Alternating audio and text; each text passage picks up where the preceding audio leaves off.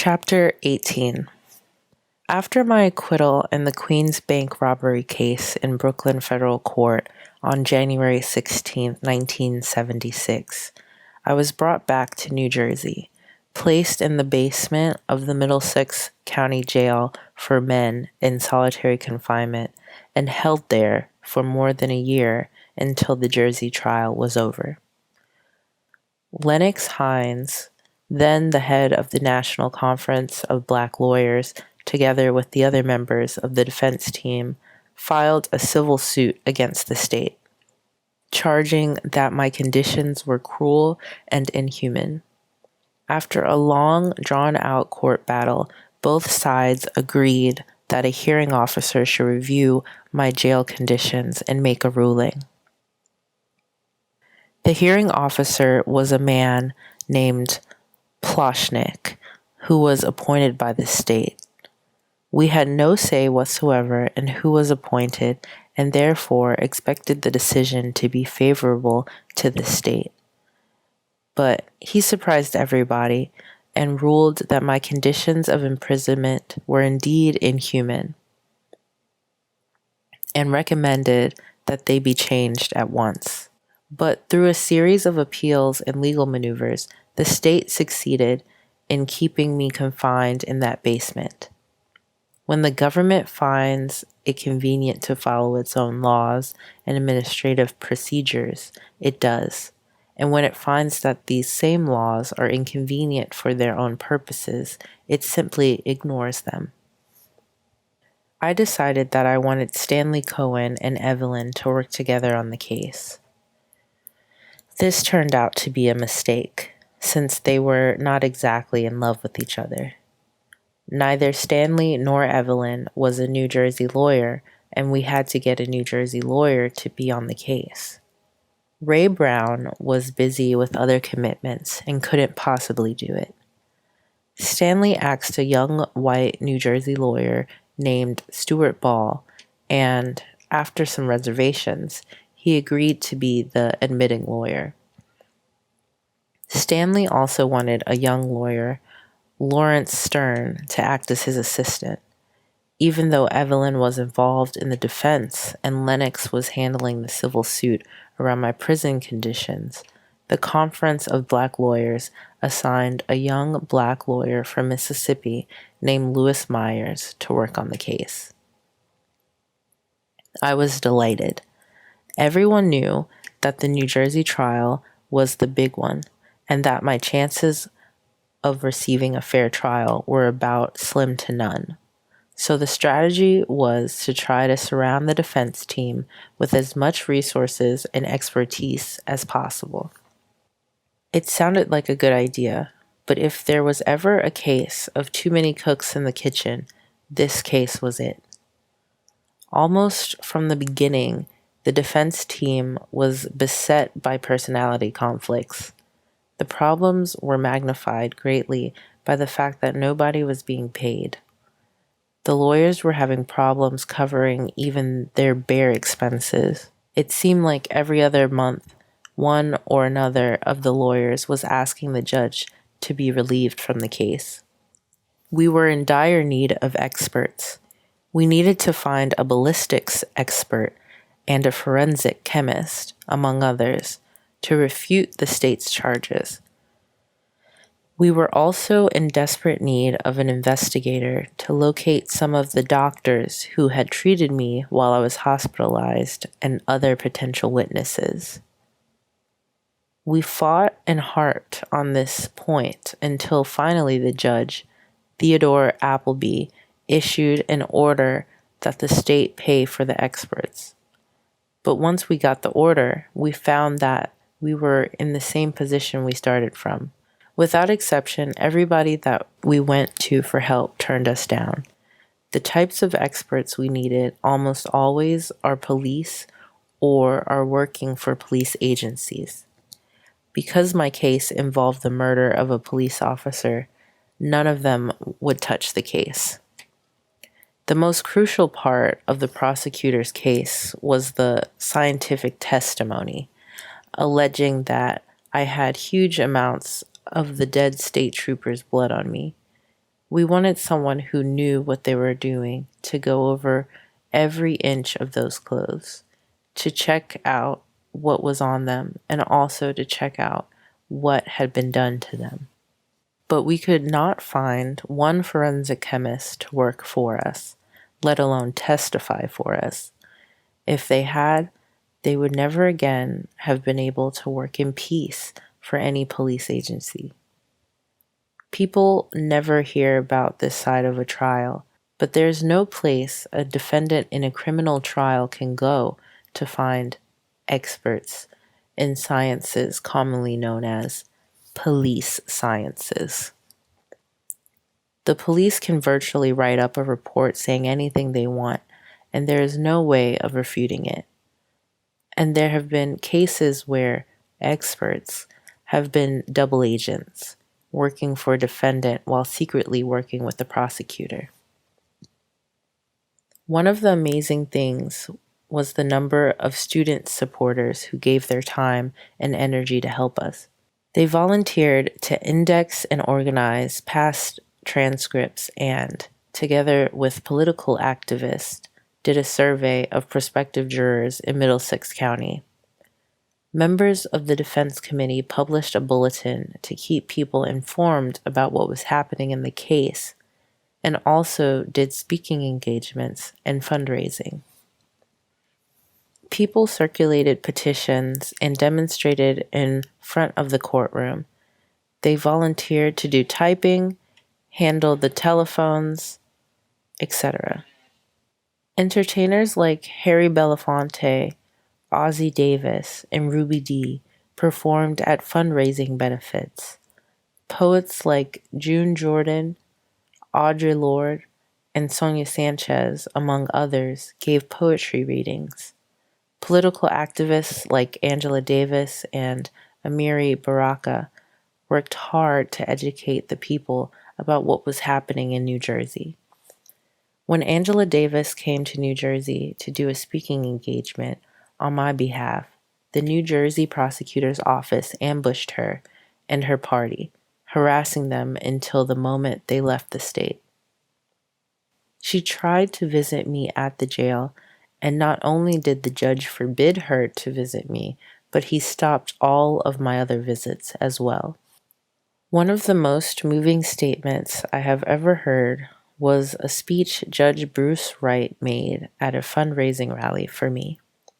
Judge Bruce Wright is a black judge who was removed from the criminal court bench in New York because he was too fair and honest, and he did something that was unforgivable. He set poor people's bail at amounts they could afford to pay. The courts will never be anything but a tool of repression until there are judges like Bruce Wright presiding over black people's trials.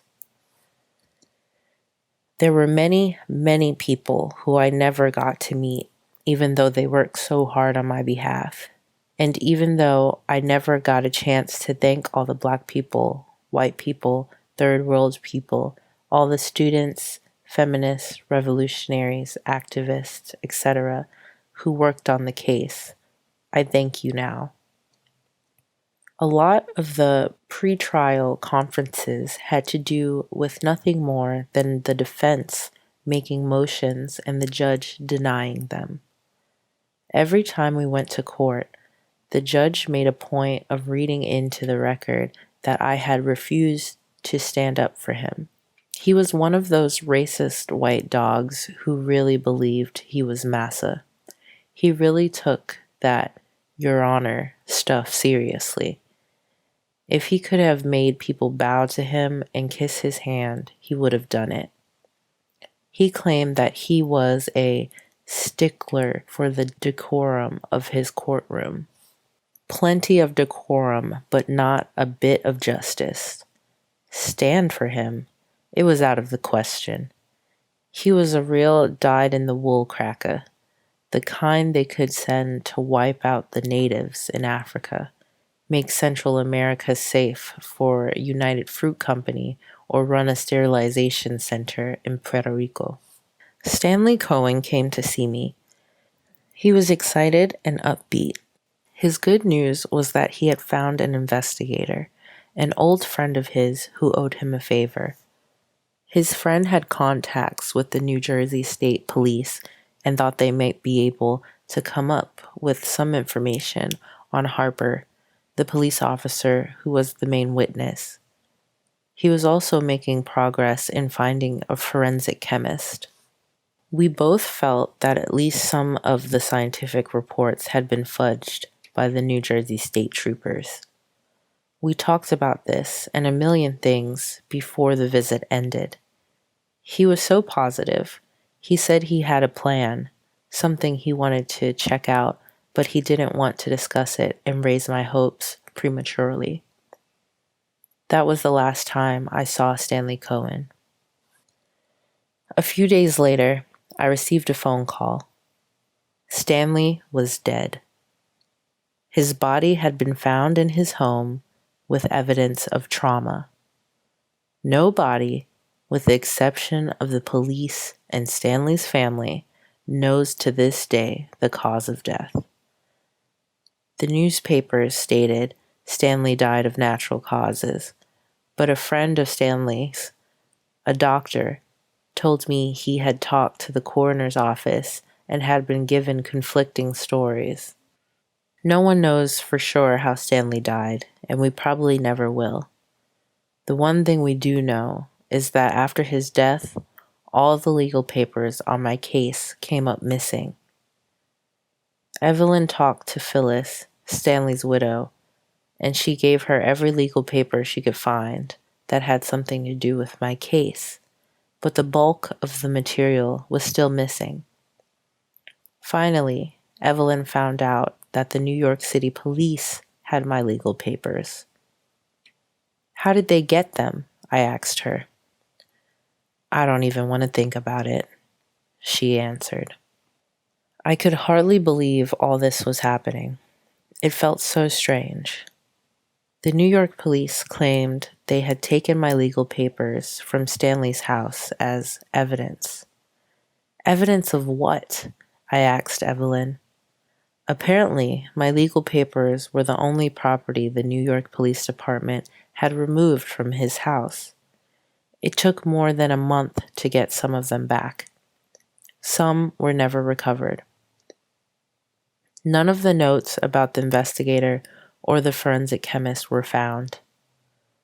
All the notes on trial strategy we had mapped out were missing. It was weird. I thought of Stanley's family and what they must have been going through. The circumstances of his death were so strange. I walked around with an empty feeling in my stomach for a long time. After Stanley's death, William Kunstler joined the defense team. The first thing the judge did after admitting Kunstler to the case was to rescind the order for state-paid experts, claiming the lawyers had failed to move fast enough to get them. I became more suspicious than before. I couldn't understand why Appleby, all of a sudden, was so anxious we not have expert witnesses. It was obvious that without some financial help, I would never be able to afford expert witnesses. I didn't have a thin dime to my name. Appleby's strategy was to completely intimidate the lawyers, to harass them, threaten them until they became fearful of mounting any significant opposition to the legal lynching that was supposed to be my trial. Since there were no funds to pay for anything, the defense committees and the lawyers were forced to launch a fundraising campaign. The first time Bill Kunstler spoke in New Jersey, Appleby attempted to have him thrown off the case, charging him with improper conduct and conduct that was prejudicial to the administration of justice. The improper conduct was giving a lecture at Rutgers University during which he said that we needed money for expert witnesses, that the conditions of my confinement were detrimental to my aiding in my defense, and that under the law I was presumed innocent until proven guilty. Appleby's order to show cause why Bill should not be thrown off the case accomplished what it intended. Instead of preparing for trial, the lawyers were forced to spend time and energy preparing for the 2-day hearing that would determine whether or not Bill stayed on the case. Appleby finally decided Bill would remain, but only after we had spent a month dealing with that madness. The implication of the hearing was clear. Any attempt the lawyers made to defend me would be met with the judge's hostility. Appleby threatened every single one of the lawyers with contempt, not once or twice, but regularly. Lou Myers attended a fundraising cocktail party at which Angela Davis spoke. Someone sent a letter to the U.S. Treasury in Washington, and approximately 10 days later, he was under investigation by the Internal Revenue Service. Evelyn was repeatedly harassed by Appleby. Not one day went by when the so-called impartial judge failed to show his hostility to the defense team. The lawyers uncovered evidence that the offices across from the courthouse that they and the defense team were using were bugged. Motions for an investigation were denied. During a press conference, Lennox Hines had the courage to call the trial exactly what it was: a legal lynching and a kangaroo court. Appleby cited him for contempt, and an effort was made to disbar him. Only after he took his appeal to the highest court in New Jersey was he permitted to continue practicing as a lawyer in the state of New Jersey. The trial began on January 17, 1977, the same day Gary Gilmore was shot in Utah. Gary Gilmore was the first person legally executed since the death penalty was struck down by the U.S. Supreme Court in the early 1970s. His execution set the climate for the trial. The judge had denied almost every one of our motions, including my right to defend myself and act as co-counsel, a change of venue, a motion to review Harper's police record, a motion to introduce evidence that I had been victimized by the government's counterintelligence program, COINTELPRO, etc. Even though the National Jury Project had done a study of Middlesex County and had found that 83% of the people had heard about my case in the media and 70% had already formulated an opinion about my guilt, the court maintained that I could receive a fair trial. The judge said he would question the jurors and make sure they were fair and impartial. Appleby took great pains to avoid asking potential jurors whether they thought I was guilty, electing to ask them instead whether they could put their opinions aside. He carefully avoided asking their opinions about me, the Black Liberation Army, the Black Panther Party, Black militants, or anything else that had been negatively and biasedly reported in newspapers. The trial lawyers had no right to question jurors. Appleby's voir dire was designed to make sure the most hypocritical, opinionated jurors stayed on the jury. Here are 2 examples taken directly from the transcript. Question: And have you heard about this case? Answer: Yes, I have. Question: From what source may you have heard about the case? Answer: Newspapers. Question: And have you discussed it with other people? Answer: Occasionally.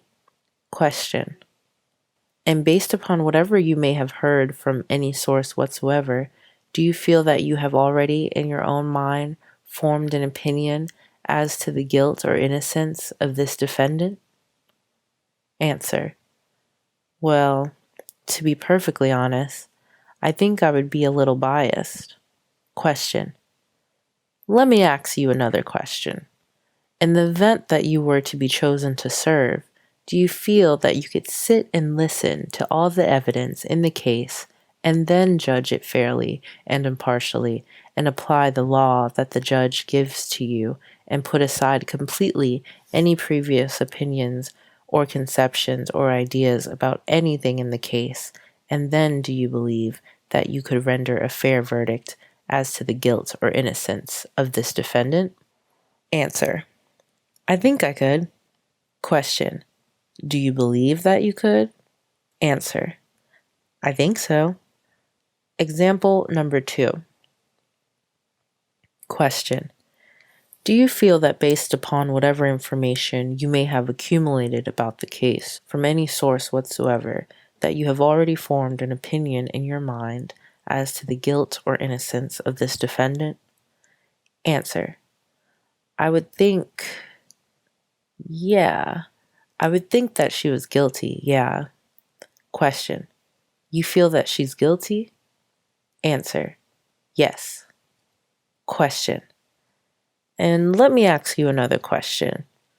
In the event that you might be selected to serve as a juror in this case, do you feel that you could sit and listen to the evidence and judge it impartially, apply the law the judge gives you, set aside this opinion that you have already formed? Answer. Yes, I probably could. Question. And then still judge impartially whether she's guilty or innocent? Answer. Yeah, depending on the evidence and all that. These were typical of the answers given. The judge refused to remove the above 2 jurors for cause on the basis of bias that would prevent them from being fair and impartial jurors, and our peremptory challenges were quickly exhausted. Remaining on the final jury were 2 friends, 1 girlfriend, and 2 nephews of New Jersey state troopers. The so-called jury selection process was the biggest farce in legal history. About halfway through the so-called jury selection process, I was ready to call it a day. As bad as this jury sounded, it looked even worse. I didn't want to participate, but almost everyone on the defense team thought not participating was a mistake. If you don't, we'll never get anything on the record. You'll never even be able to convince an appeal court of anything. You've got to get up there and tell your side of the story. We can prove by the medical testimony that you were shot in the back with your hand raised in the air. We can prove that Harper shot first. We can prove that after you were shot, your hand was paralyzed and, from the location of his gunshot wound, it would have been impossible for you to have shot him with your left hand. We can prove that Harper shot first. We can prove this if you take the stand. We can prove. I was tired of this case. I damn sure didn't believe that any appeals court was going to free me or that any racist, white, prejudiced jury was either. It was obvious I didn't have 1 chance in a million of receiving any kind of justice. The financial problems, expert witness problems, personality problems among the lawyers, in addition to rotting away in solitary confinement, had taken their toll on me. Every day when I entered the courtroom, I felt like I was entering the theater of the absurd. I wanted no part of it. The lawyer said that I could create a political climate which, they thought, would force the appeal court to give in if I participated in the trial and put on the record the fact that I was innocent. They were convinced that at the last minute, the forensic chemist they were trying to locate in Canada was going to come in and save the day. I didn't put any stock in that, but I knew that keeping the momentum going around what was happening was important. I decided to remain and participate even though it was killing me. The trial went absurdly on. An all-white jury was selected based on the evidence of Kunstler and the Jury Project, who decided that even though the jurors seated in the panel were horrible, the others were worse. Not only did the judge deny my motion to act as co-counsel, he refused to permit the lawyers to read my opening statement to the jury. The defense team's headquarters, located in New Brunswick, was broken into, papers rummaged through and stolen, and the judge refused to investigate, calling the motion frivolous. The state's witnesses, almost all of whom were pigs, got up and said whatever they were told to say. We had no expert witnesses to refute or even evaluate their testimony. The main witness, Harper, the state trooper I was supposed to have shot, testified he had told an untruth on direct examination, but denied it was a lie. I spent most of the trial looking up at the ceiling and hating myself for sitting there in the first place. When the time came for me to testify, I was shocked. I had thought I would be able to go into everything, being a fugitive, how I became a fugitive, the entire political scenario that led to being in the courtroom. But then they told me something about opening the door. Opening the door, it was explained, was like opening Pandora's box. If I gave the political reasons for my being a fugitive, the prosecutor could then introduce all kinds of prejudicial evidence that had nothing to do with what happened on the turnpike in order to show my criminal intent. If I opened the door, the prosecutor would be able to introduce manuals of guerrilla warfare and a whole stack of other material they found in the car that had nothing to do with this trial. In the absence of political witnesses, whose subpoenas for their appearance the judge had refused to issue, who would have testified about COINTELPRO's systematic attack on the Black liberation movement and on blacks in general, my testimony would have been distorted. I wanted to back out completely, denounce the trial, but it was too late.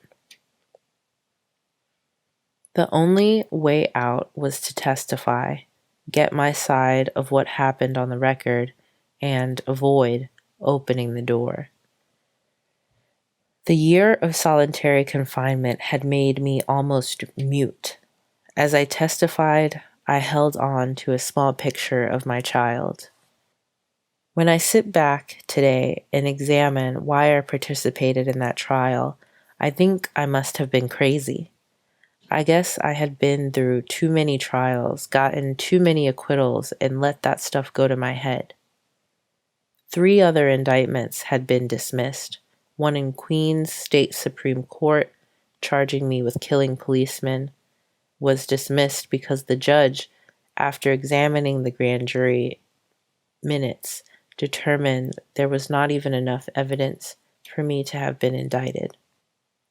The other 2, one in Brooklyn Supreme Court and the other in Supreme Court in New York County, were dismissed for failure of the state to bring me to trial for 6 years after the indictments had been returned. Participating in the New Jersey trial was unprincipled and incorrect. By participating, I participated in my own oppression. I should have known better and not lent dignity or credence to that sham. In the long run, the people are our only appeal.